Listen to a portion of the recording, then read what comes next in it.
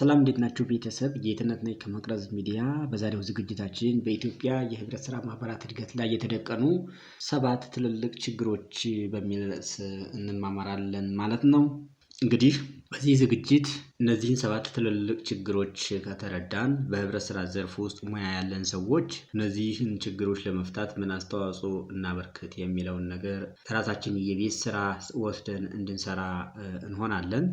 እንዲሁም ደግሞ በተለያየ ደረጃ ህብረት ስራ ማህበራትን የምናስተዳድር የምንመራ አባል ሆነን እየተንቀሳቀስን ያለን ሰዎች ደግሞ ችግሮቹን ተረድተን በአቅማችን እነዚህን ችግሮች ለማስወገድ መውሰድ የሚገባንን እርምጃ እንድንወስድ ኮንሺየስ እንሆናለን ብዬ አስባለሁ። በዋናነት የዝግጅቱ ዓላማ ይሄ ነው ማለት ነው። ስለዚህ በቀጥታ ወደ ፕሮግራማችን እንገባለን። የህብረት ስራ ማህበራት በአንድ ሀገር ማህበራዊና ኢኮኖሚያዊ እድገት በተለይም በግብርናው ዘርፍ ምርትና ምርታማነትን በማሳደግ የገበያ ትስስርን በመፍጠርና የአምራቹን ተጠቃሚነት በማረጋገጥ በኩል ወሳኝ ድርሻ ያላቸው ተቋማት ናቸው። ሆኖም ግን በሀገራችን በኢትዮጵያ የህብረት ስራ ማህበራት እንቅስቃሴ ውስጥ በተለይም በመንግስት የህብረት ስራ ስትራቴጂ ዶክመንት ውስጥ በግልጽ እንደተንጸባረቀውና እንደቀረበው ዘርፉ የሚጠበቅበትን ያክል ያልተጓዘና በተለያዩ ችግሮች የተጠመደ መሆኑን በተለያዩ ማነቆዎች የተያዘ መሆኑ ተገልጿል ማለት ነው።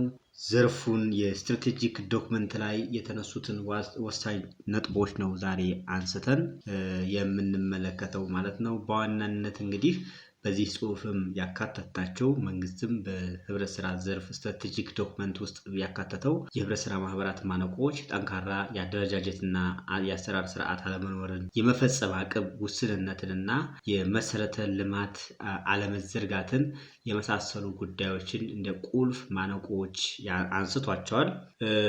በኢትዮጵያ የህብረት ስራ ልማት እድገት ላይም የተደቀኑ እነዚህ ችግሮች አሉ ማለት ነው። እነዚህን እንግዲህ ከዚህ ቀጥለን በዝርዝር እናያቸዋለን። 7 ዋና ዋና መሰናክሎች ወይም ችግሮች አሉበት የኢትዮጵያን የህብረት ስራ ልማት ዘርፍ እድገትን ያቀጨጩ ችግሮች ማለት ነው።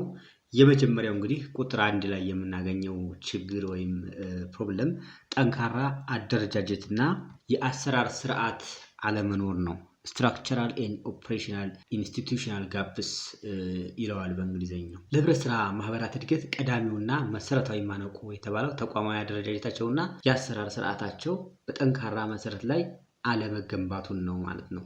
ይህም የውስጥ አደረጃጀት መላላትንና የህግና የቁጥጥር ማዕቀፍ ክፍተቶች መኖራቸው ነው በዋናነት ይህን ችግር የሚፈጥረው።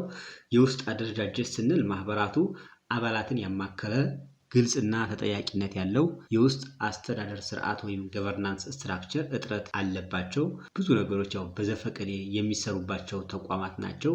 ውሳኔ አሰጣጡ አሳታፊ አለመሆንና የአባላት የባለቤትነት ስሜትም በጣም የተቀዛቀዘ ያነሰ መሆኑ ማህበራቱ ውጤታማ እንዳይሆኑ ዓላማቸውን የአባላትን ጥቅም ማስከበርን ዋና ዓላማ አድርገው እንዳይሰሩ ሆነዋል ማለት ነው።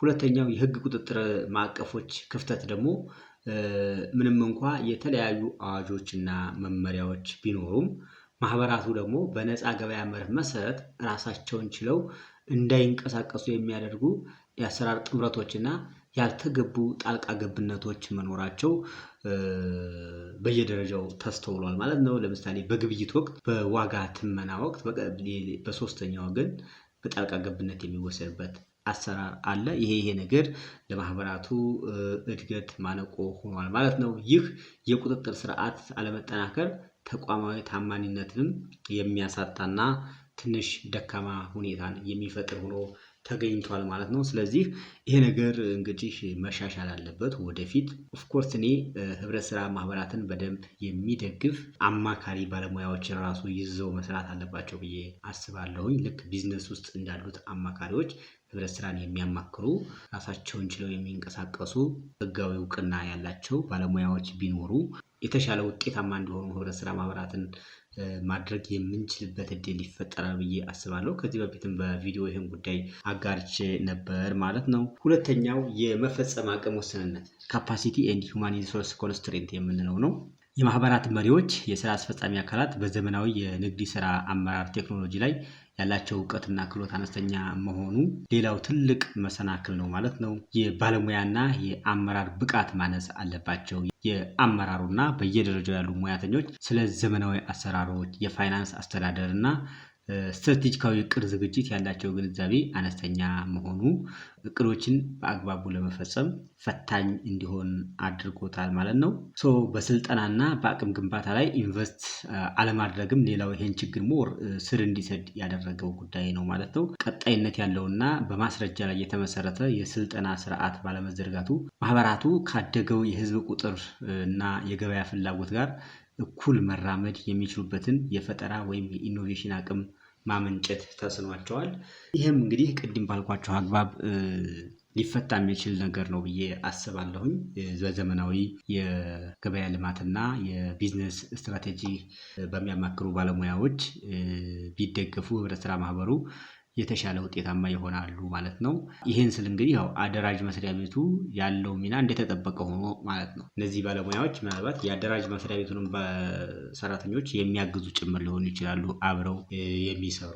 ሶስተኛው ችግር የመሰረተ ልማት አለመዘርጋትና አለመሟላት ናቸው። ኢንፍራስትራክቸራል ቦትልኔክስ የምንለው ማህበራቱ ምርት ከማሰባሰብ ጀምሮ እሴት ጨምሮ ለገበያ እስከ ማቅረብ ድረስ ባለው የእሴት ሰንሰለት ወይም ቫልዩ ቼን ውስጥ ትልቅ የመሰረተ ልማት እጥረት ይገጥማቸዋል ብዙ ጊዜ። ይሄም ሌላው ችግር ነው። ይህም የመሰረተ ልማት ስንል የማከማቻና የማቀነባበሪያ ፋሲሊቲዎች እጥረት፣ ደረጃቸውን የጠበቁ ዘመናዊ መጋዘኖች፣ የቀዝቃዛ መጋዘኖችን ጨምሮ ማለት ነው፣ የዘር ማበጠሪያና የድህረ ምርት አያያዝ መሳሪያዎች በበቂ ሁኔታ አለመሟላታቸው የምርት ብክነትን ይጨምራል።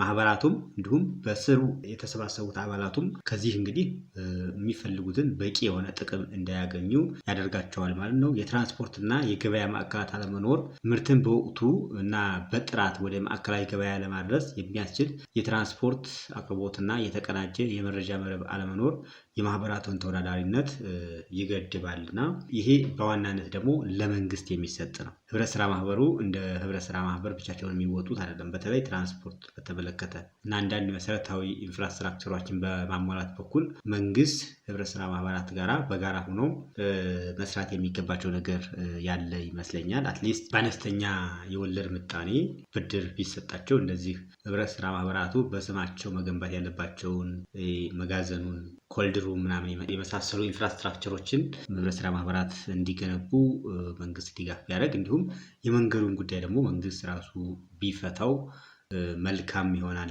ማለት ነው። አራተኛው ቦትልኔክ ወይም ተግዳሮት የፋይናንስ እና የብድር አቅርቦት ስርዓት ደካማ መሆን ነው። ፋይናንሻል ኤንድ ክሬዲት አክሰስ ቻሌንጅ የምንለው ማለት ነው። ይሄ ደግሞ የህብረት ስራ ማህበራቱ የንግድ ስራቸውን ለማስፋፋት ግብዓቶችን በወቅቱ ለመግዛት እና አባሎቻቸውን ለመደገፍ የሚያስችል አስተማማኝ የፋይናንስ ምንጭ ሊኖራቸው ይገባል ማለት ነው። እንግዲህ ህብረት ስራ ማህበራት እርስ በርሳቸው በመደጋገፍ በመተባበር የሚሰሩበት አግባብ አለ። ከዛ በዘለለ ደግሞ ከህብረት ስራ ማህበራት አቅም በላይ ለሆኑ ችግሮች ሌላ የፋይናንስ አቅራቢ ድርጅት ሊኖር ይገባል ማለት ነው። ለዚህም እንግዲህ አንዱ የፋይናንስ አቅርቦት ሲታሰብ የመያዣ ወይም የኮላተራል ችግር አለ። የረጅም ጊዜ ልምድና ቋሚ ንብረትን መሰረት ያደረገ ወይም በመንግስት ዋስትና የሚመራ አስተማማኝ የብድርና የፈንድ አቅርቦት ስርዓት በአግባቡ የለም እዚህ ሀገር ውስጥ ማለት ነው። ይህም እንግዲህ የህብረት ስራ ማህበራቱ እንዲዳከሙ አንዱ ምክንያት ነው። ሌላው የውስጥ ቁጠባ አቅም ማነስ ነው። የአባላት ቁጠባና የማህበራቱ ካፒታል አነስተኛ በመሆኑ ራሳቸው አቅም ትልልቅ ኢንቨስትመንቶችን መገንባት የማይቻልበት ሁኔታ አለ ማለት ነው። ስለዚህ ሁለቱ ነገሮች እንግዲህ ተጣጥመው መምጣት መቻል አለባቸው። አንደኛ የአባላት ኮንትሪቢዩሽን በተቻለ መጠን ማደግ አለበት። የህብረት ስራ ማህበሩን ጠቀሜታ አስበው ከሄዱ እነሱም የተወሰነ ነገር መጨመር የሚችሉበት እድል ይኖራል። እንዲሁም መንግስት ደግሞ የብድር አቅርቦት ሊያስብበት ይገባል ማለት ነው። ማመቻቸት መቻል አለበት።